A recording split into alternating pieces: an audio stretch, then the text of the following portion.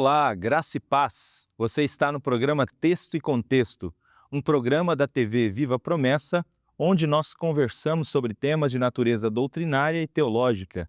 Eu sou o pastor Eleilton e é uma alegria ter você por aqui. Nós temos conversado no programa Texto e Contexto sobre o livro do Apocalipse.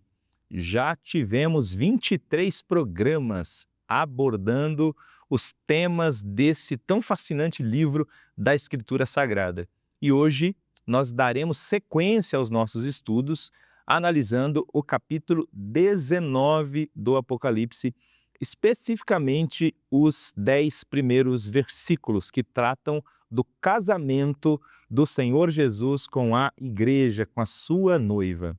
Bom, antes de nós entrarmos na análise desse texto e falarmos sobre esse tema, eu queria desafiar você a compartilhar o link do programa Texto e Contexto com os seus amigos, com seus familiares, nos grupos de WhatsApp da sua igreja local, para que outras pessoas também tenham acesso a este conteúdo. Então compartilha aí e coloca no comentário aí, compartilhei, cumpri a missão e enviei o link do programa Texto e Contexto para outras pessoas.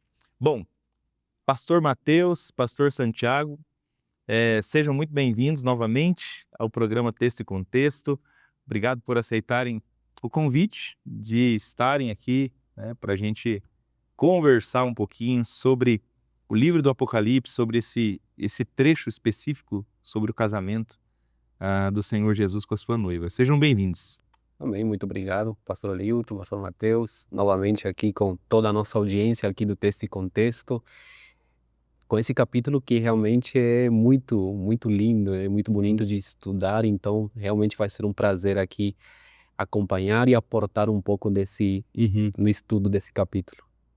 Bem, agradeço também pelo convite, por estar aqui novamente, é uma bênção para nós, e que Deus nos use, para que o povo de Deus seja edificado também na sua casa com este capítulo aqui que vai convidar a gente a se alegrar agora, porque nesse momento nós estaremos de fato numa festa, gloriosa, Então, assim, um capítulo que mostra a bênção, a bênção de Deus sobre o povo do Senhor ali, depois da justiça de Deus, sobre os ímpios, agora a gente tem a recompensa dos salvos, São esses dois movimentos que nós encontramos nesse trecho de Apocalipse 18 e 19. A gente falou sobre eles na semana passada.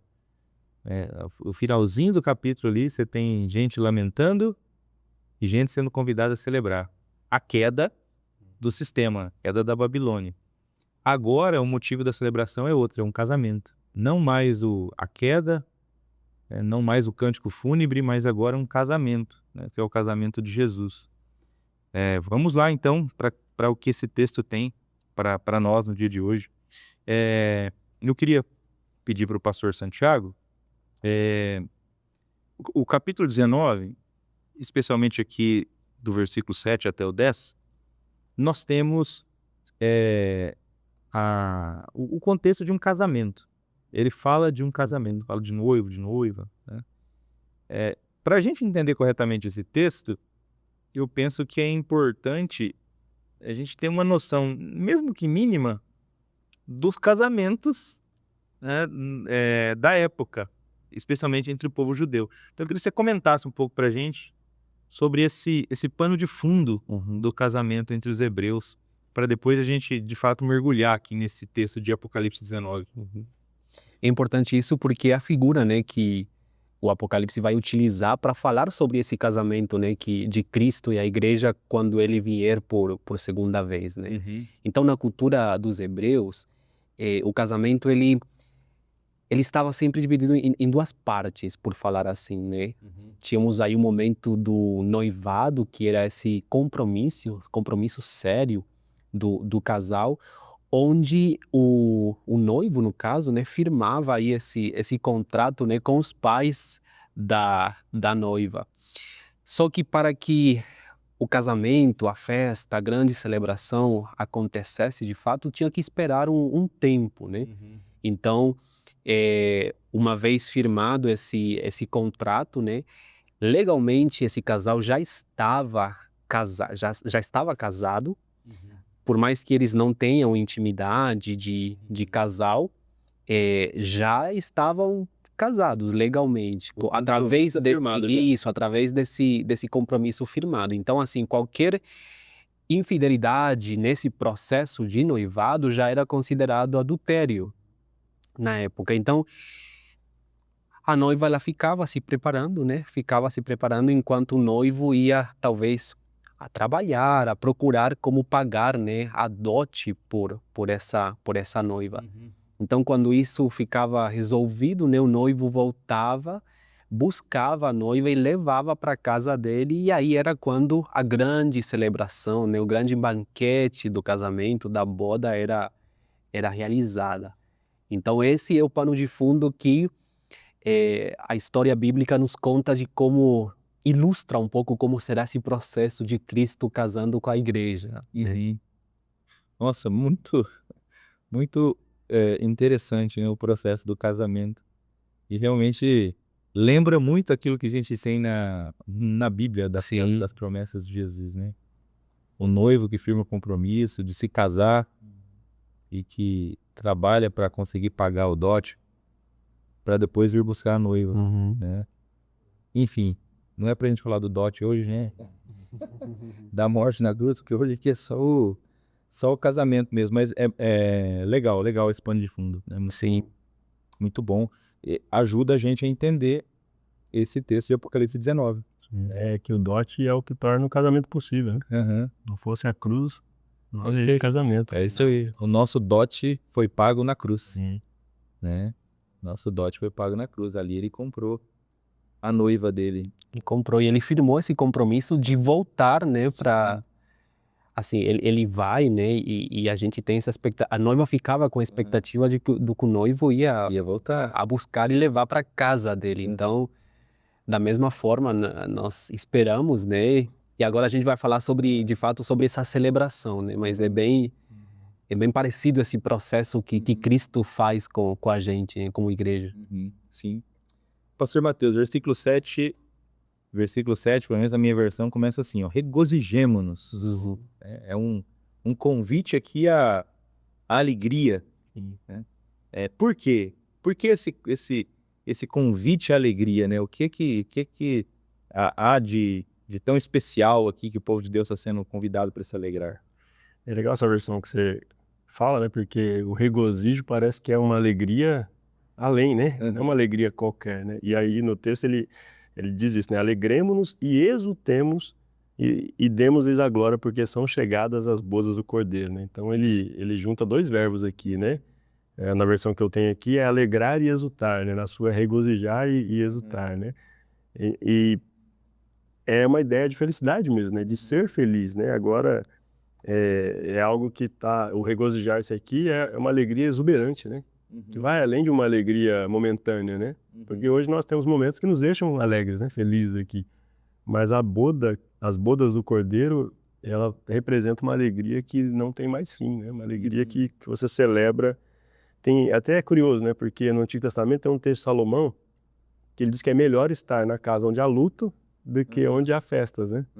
E eu imagino que Salomão, com tudo que ele viveu, ele diz isso porque hoje a gente vive momentos que quando nós festejamos, nós não pensamos mesmo em situações tristes, né? E podemos até viver desapercebido com os perigos que nós enfrentamos, né? Há o risco da gente viver só festejando, e nos esquecermos dos perigos que nós temos à frente.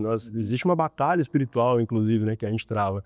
Mas aqui não vai mais ter esse melhor estar numa casa, né? O funeral já foi, né? E foi dos ímpios, né? Sim. Agora a gente não tem mais por que estar numa casa de luto, não haverá mais luto, né? Então essa alegria é sem preocupação, sem alertas, nós não precisaremos mais viver em alerta. Então a partir das bodas, o sentimento do cristão, o sentimento do seguidor de Jesus que foi remido pelo sangue dele, agora é só de alegria, né? Não há mais espaço para funeral, não há mais espaço para luto e nem para reflexões sobre a perda de alguém querido hoje, né? Então eu acho muito interessante aqui essa conexão e tem mais um texto só na Bíblia, né? A gente só tem duas vezes essa combinação desses verbos aqui, alegrar e exultar, né? E que está justamente relacionado ao galardão, né? Jesus, lá no Sermão do Monte, né? Em Mateus 5,12, ele vai dizer, ó, regozijai-vos e exultai porque é grande o vosso galardão nos céus, pois assim perseguiram os profetas que viveram antes de vós. E parece que é isso mesmo, né? As bodas aqui representam a recompensa de Deus para o povo dele que permaneceu fiel, que permaneceu vigilante, né, em santidade, e agora ele está sendo recompensado. E a maior recompensa é a alegria, né? Porque não tem coisa pior para nós do que perder a alegria, né? Por causa de um momento de tristeza aqui, né? Por causa de uma situação de conflito. Mas aqui ele está dizendo, olha, você pode se alegrar agora já, no texto de Jesus, né? De Mateus aqui, porque um dia você vai participar de um momento que isso nunca mais vai ser tirado, né? Não vai mais ter perseguição, né? Não vai mais ter morte, não vai mais ter martírio, né? E aí acontece aqui, né? No texto que nós estamos estudando aqui em Apocalipse, chegou o dia, pastores, em que nós nos alegraremos e nos exultaremos no Senhor, né? Então, nas duas estações aqui a mensagem é a mesma, né? Os dias hoje podem ser escuros, né? Podem ser difíceis, o rosto pode estar molhado com lágrimas, né? Você pode estar sofrendo, mas não é o fim, né? Ainda não é o fim, porque dias melhores virão. A gente pode ter essa alegria a esperança traz essa alegria ao nosso coração. A gente pode ter essa esperança. O noivo está vindo, né? O noivo está chegando, como o pastor Santos falou, né? A gente está aqui aguardando com grande expectativa esse grande dia e ele voltará e vai enxugar, né? Na sequência do Apocalipse, vai enxugar dos nossos olhos toda lágrima, né? E aí nós viveremos alegres com a volta do Senhor Jesus. E o sentimento, a imagem do casamento aqui, ela, em qualquer cultura, né, que a gente vai ver, ela vai trazer esse sentimento, né, de alegria mesmo, né, de algo que está sendo uma realização, né, um sonho está sendo realizado, né, e o sentimento que está aqui, eu não sei se, mas eu acho que em praticamente todos os casos aqui de casamentos, o sentimento é de alegria, né. Todo casamento que você vai ver alegria.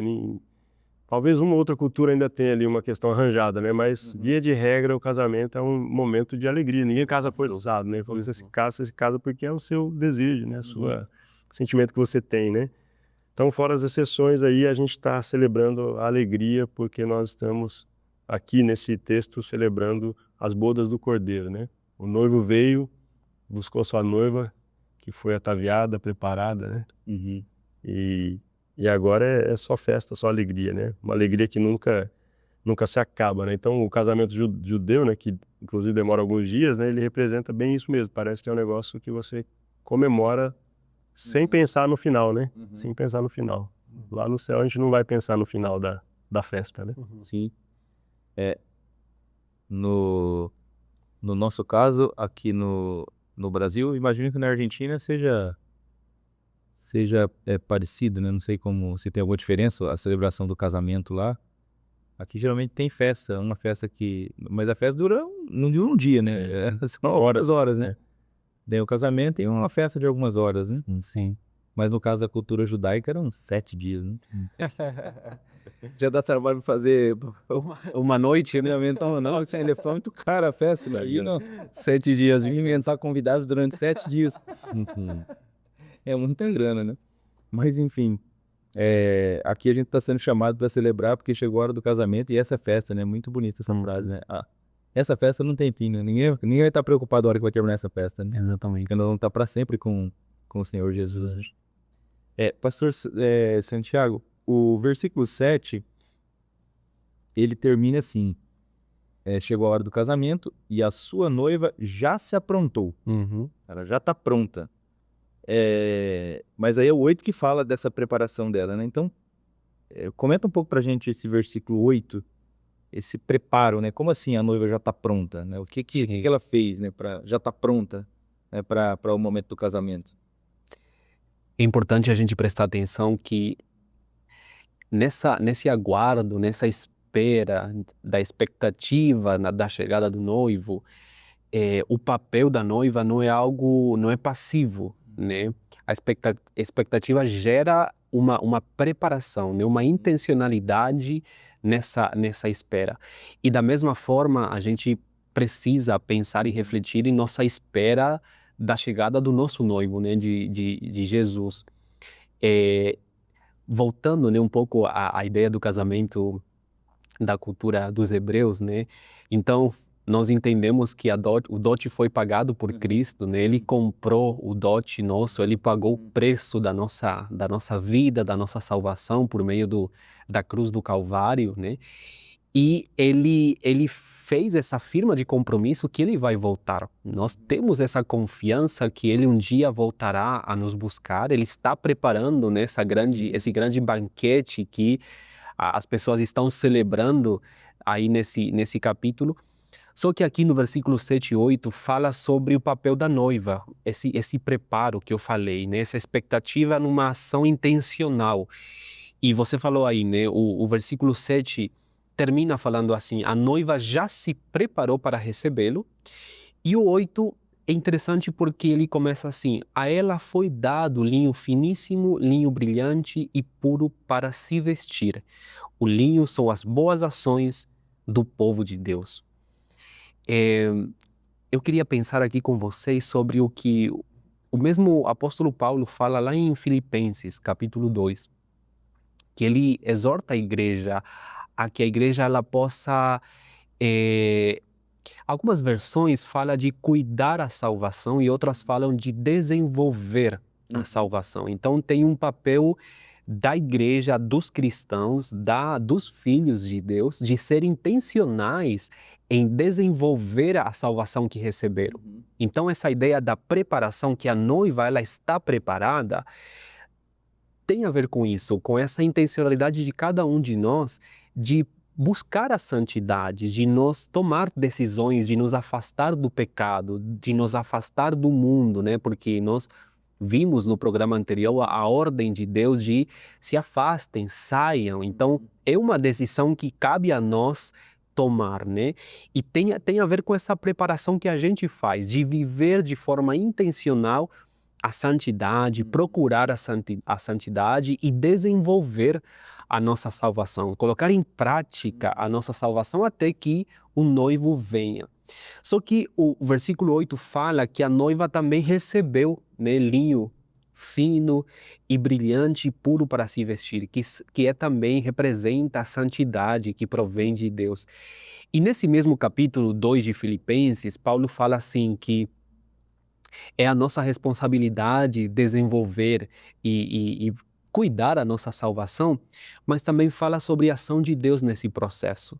Que ele fala que Deus é quem produz em nós, né, o querer também como a realização das boas obras, né, da santidade. Então a gente vê também que nesse processo de preparo e de expectativa, nós tomamos uma decisão ativa de buscar e ser intencionais em procurar a santificação, mas também vemos o amor e a graça de Deus sendo aplicada em nós, nos ajudando, nos restaurando, fortalecendo, dando-nos ao Espírito Santo que nos ajuda nesse processo de santificação até que Jesus venha, né? Ele mesmo fala aqui, Paulo fala sobre que Jesus, ele nos está preparando também para esse dia, não? Limpando, santificando as nossas vidas para que a gente possa chegar nesse dia sem nenhuma mancha, né? Para que possamos celebrar juntos. Então, entendo que esses versículos representam um pouco essa intencionalidade no preparo, mas também a ação de Deus nesse processo nosso de santificação até que Ele venha, né? É muito bacana esse paralelo. Porque realmente a parte final aqui do versículo 8 diz que o linho fino são os atos justos dos santos. Então esse linho fino desse vestido que a igreja ganha para se vestir diz respeito à nossa prática mesmo, os atos justos dos santos, né? A nossa vida. A nossa vida, todas as nossas ações, né, para a glória de Deus. E realmente é interessante isso aqui, né? Porque ao mesmo tempo que o texto diz que ela já se aprontou, é dito que foi dado a ela para vestir. Então é essa dinâmica da santificação, né? A nossa parte e também o que Deus faz, né? A gente só produz atos de justiça porque Deus permite, nos ajuda, o Espírito ajuda, né? Sozinho a gente não conseguiria. É uma ação na dependência de Deus, né? Não é uma ação por nós mesmos, né? Nós não conseguimos, o texto que você citou, né? Promover atos de justiça por conta própria, né? Só conseguimos porque Ele está em nós, né? Ajuda nessa caminhada. Sim. Legal. Na parte A do versículo 9, pastor Mateus, são citados os convidados para o banquete. Quem são esses convidados para o banquete? Que é interessante, né? Depois que ele descreve a visão, com respeito à alegria, depois que ele fala do preparo da noiva para o casamento, aí agora ele fala do convite, né? E aí ele anota, né? O texto mostra, ele anota as palavras que foram ditadas aqui por o anjo, que diz: bem-aventurados aqueles que são chamados à ceia das bodas do Cordeiro, né? Esses chamados, esses convidados aqui são aqueles que responderam positivamente ao convite para a salvação, né? Que entenderam a graça de Deus, entenderam a mensagem do Evangelho, a obra de Jesus, né? A gente vai ter a igreja, né, e o Espírito Santo fazendo esse convite, né, lá no texto do capítulo 22, né? Mas ele diz assim, olha, mas quem quiser vem, beba a água da vida, né? O convite parece que é abrangente, né? A todos. Mas é bem-aventurado aqueles que ouvem, né? Aqueles que respondem, aqueles que de fato entendem, né? Então parece que tem muita gente que não vai dar crédito à pregação, né? Mas aqueles que deram crédito, aqueles que ouviram, são bem-aventurados. Então são esses, né? Os convidados aqui são aqueles que responderam, aqueles que ouviram o Espírito Santo, foram iluminados pelo Espírito Santo, ouviram a mensagem dos discípulos de Jesus, tornaram-se, né, discípulos de Jesus e agora compõem a igreja de Jesus, né? Então, todos aqui respondendo, né? Todos aqueles que respondem positivamente têm esse linho puro, né? Finíssimo, as suas vestes brancas e podem se assentar à mesa do Cordeiro. E aqui tem o que é chamado de sobreposição de imagem, né? Porque a gente tem os convidados e a noiva, mas representando o mesmo povo. Mesmo grupo. Então, os convidados fazem parte, né? Se tornam a noiva, né? Então é o mesmo grupo e é interessante isso, né? Porque são imagens que a Bíblia vai usar para descrever a importância do povo de Deus, a importância do convite, e por isso que é bem-aventurado, né? Bem-aventurado na Bíblia é muito mais do que feliz, né? Não é uma bênção qualquer, né? Nas bem-aventuranças lá, acho que o John Stott que dizia que é sumamente abençoado, né? O significado de bem-aventurados, né? De Macários. Então, são bem-aventurados aqueles que de fato estão presentes aqui na boda do Cordeiro, porque entenderam a mensagem do Evangelho. Que privilégio é para nós, né? Só entende a mensagem do Evangelho quem permite o Espírito Santo agir dentro de si, né? Então, ele é cheio do Espírito. Ele tá aí, à medida da caminhada cristã, à medida que o Espírito vem fazer o convite, nós nos unimos a ele, né? Para fazer esse convite e apresentar aqui essa água que cura, que limpa, né? Que liberta. Então, aqui é a igreja. A igreja é o povo mais feliz do mundo, né? Mais feliz do universo, né? E essa felicidade está perto, né, de ser plena no dia das bodas, né? Graças a Deus. Onde celebraremos ao Senhor para todos sempre. Graças a Deus. Então, todos os cristãos, povo de Deus que está nos assistindo, esse convite, então, é para todos nós. Para todos aqueles que são servos de Deus, né? É o convite aqui para o banquete do casamento do Cordeiro. E acreditamos que estaremos lá, né?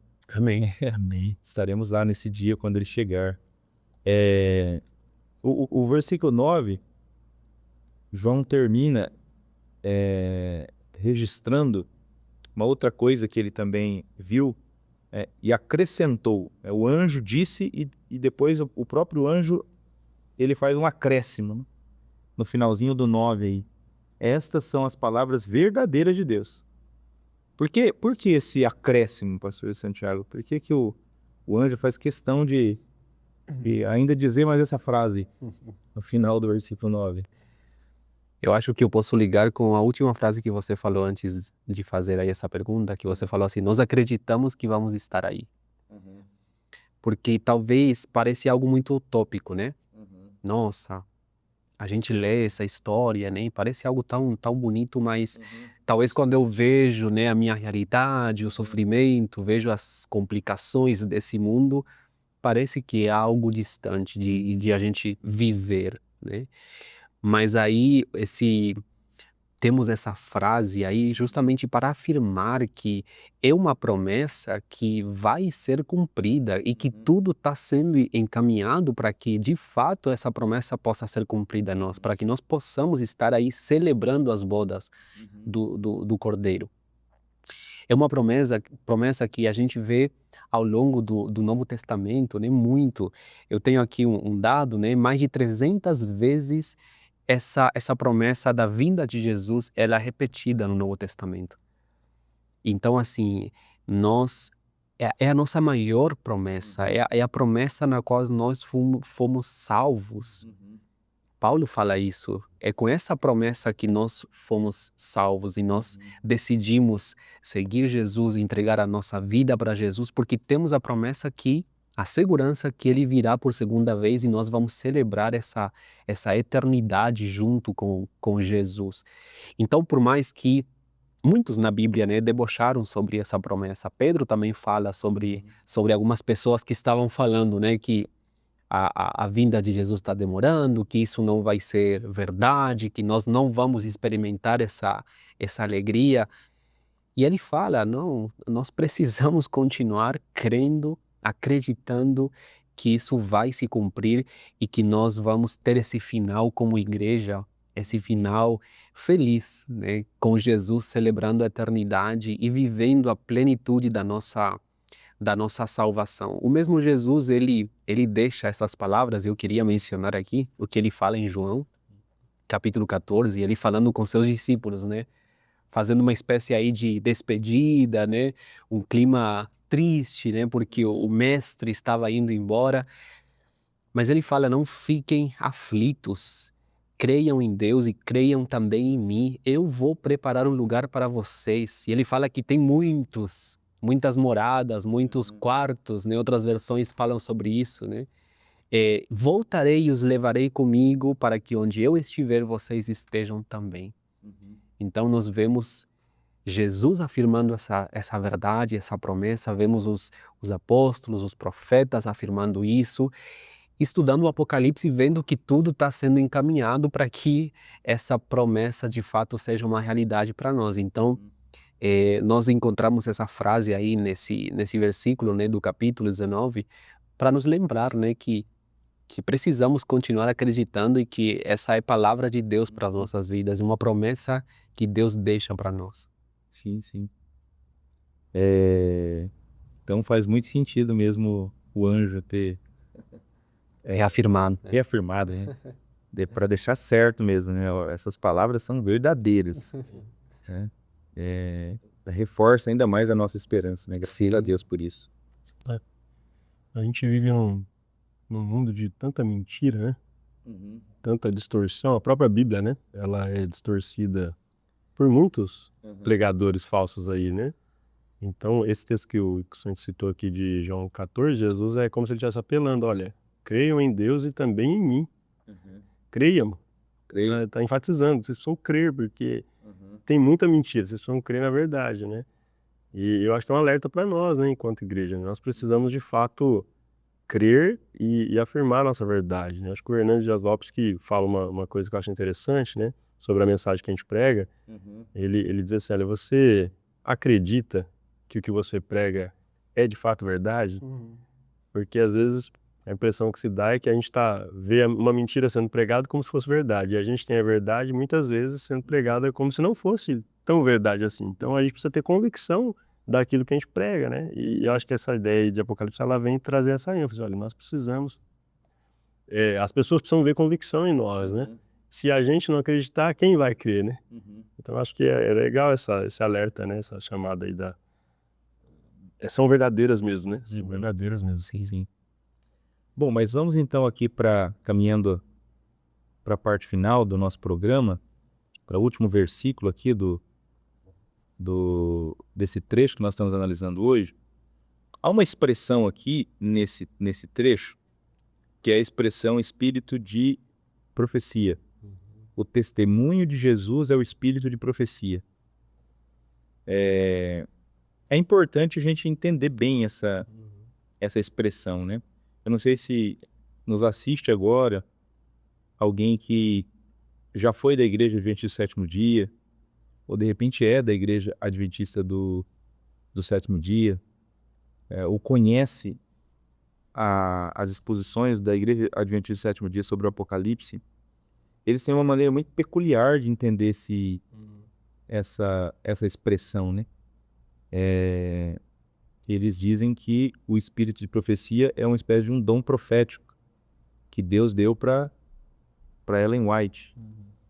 E para mim o mais grave disso é que eles fazem uma vinculação. Apocalipse 12 diz que o dragão se ira contra a mulher e vai perseguir o restante da descendência dela, e aí diz quem são, quem é o restante da descendência.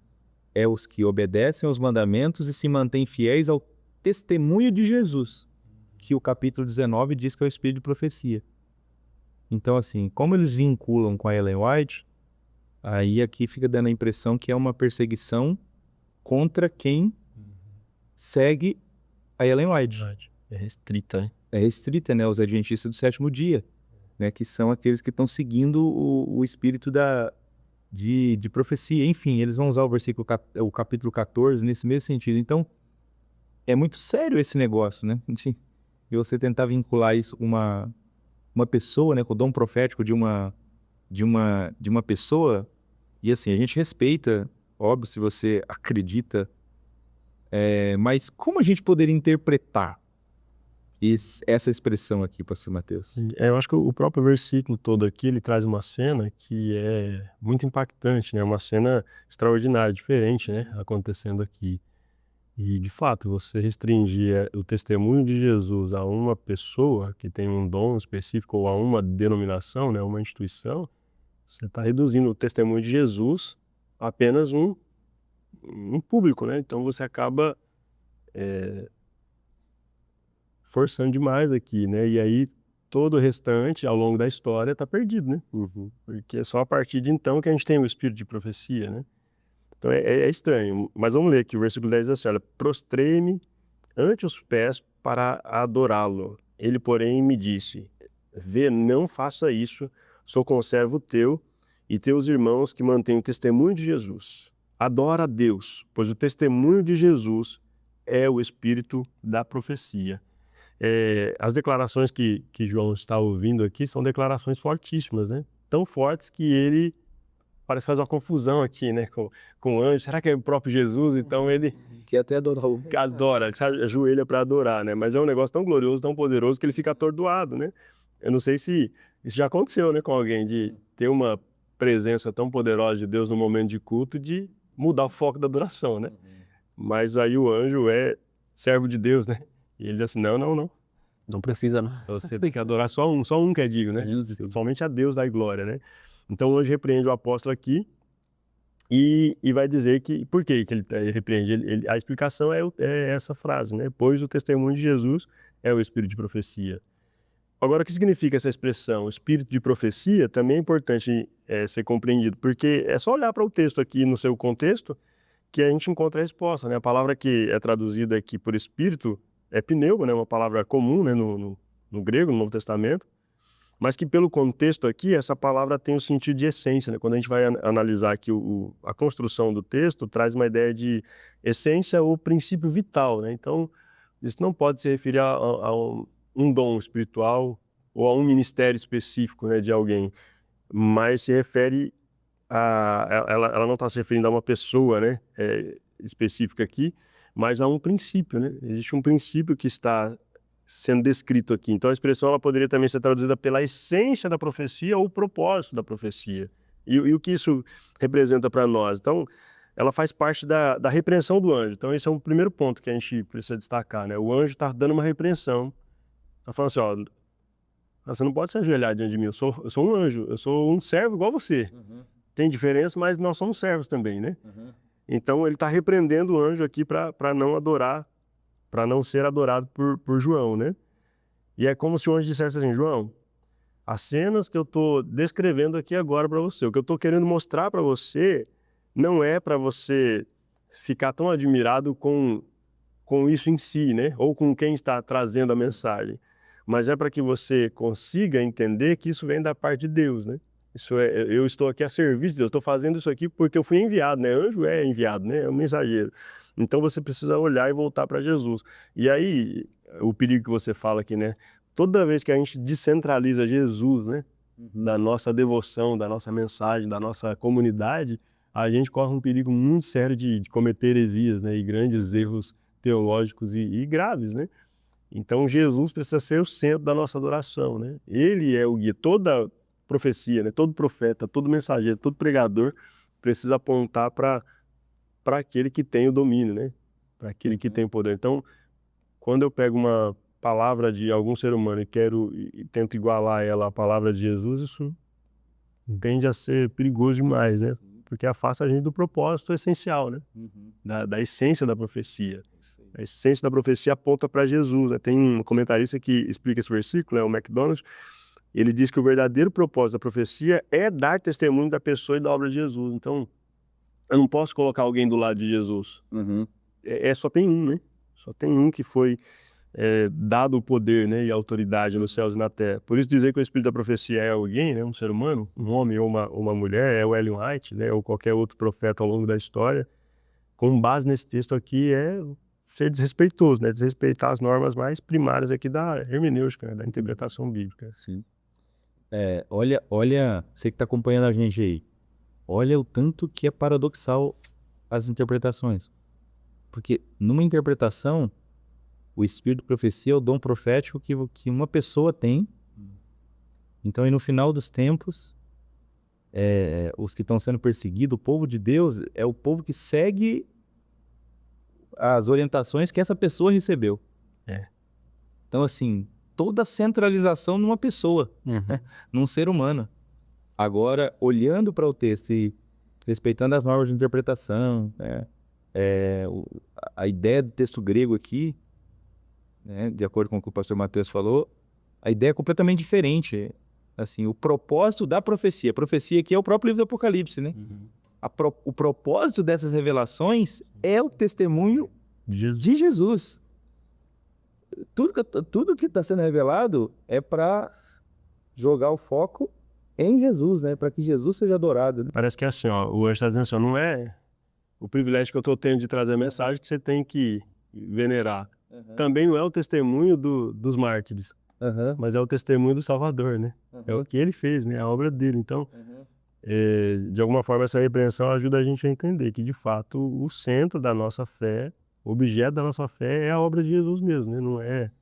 Não é nenhuma obra nossa, né? Por mais importante que ela seja e por mais influência que ela exerça, se não for Jesus a principal foco, né, da nossa mensagem, ela vai afastar a gente do propósito. E até algumas versões, né, outras versões bíblicas já traduzem a palavra, né, espírito como essência ou propósito, né, como a NVT, a NTLH, eles já colocam a ideia interpretada, né, por dizer de uma forma. Então, assim, é só a gente estudar um pouquinho mais, né, pesquisar, que a gente consegue entender o real propósito, né, desse último versículo. Ok. Bom, é isso, meus irmãos. Muito obrigado mais uma vez. Chegamos ao final do nosso programa. Eu vou pedir para o pastor Mateus orar para a gente concluir o programa de hoje. Oremos. Querido Deus e amado Pai, nós te louvamos, Senhor, te agradecemos pelo privilégio que temos de ter a profecia do Senhor nas nossas mãos para estudar e para entender o propósito que é Jesus no centro da história, no centro da nossa vida, no centro da tua igreja. Senhor, ajude a gente a manusear bem estas profecias, Senhor. Ajude a gente, Senhor, a permanecer fiel a ela e que a nossa alegria, ela já seja desfrutada no tempo presente por aquilo que está prometido por nós, Senhor. Um dia o Senhor virá para resgatar o seu povo. E esta promessa, Senhor, ela é assegurada por Ti. Nós cremos na promessa, Senhor, da sua volta e aguardamos ela com grande expectativa. Nós amamos a vinda do Senhor.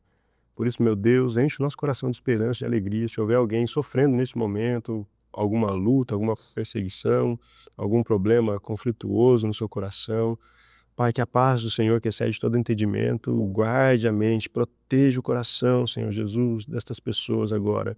E que a tua esperança possa ser um nutriente, meu Deus, que a coloque de pé, a serviço do seu reino, para também apresentar esta mensagem gloriosa, essa promessa gloriosa a todos aqueles que estão sofrendo junto consigo. Pai, no nome de Jesus, enche nosso coração de esperança, nós te louvamos e te agradecemos por essas reflexões aqui feitas hoje.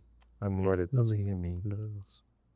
Amém. Muito obrigado mais uma vez, meus irmãos. Obrigado a vocês que nos acompanharam até aqui no programa Texto e Contexto. Estamos chegando ao final desse programa e na próxima semana estaremos juntos novamente para estudarmos o final do capítulo 19, os últimos versículos do capítulo 19 e continuarmos a nossa jornada no livro do Apocalipse. Antes de encerrar, eu lembro você, se você ainda não adquiriu a sua lição do segundo trimestre, acesse a loja virtual da Editora Promessa e faça a aquisição da sua lição bíblica. A lição sobre o Evangelho de Marcos será estudada no próximo trimestre. Deus abençoe a sua vida, fique firme nas programações da TV Viva Promessa e até a próxima semana. Um abraço.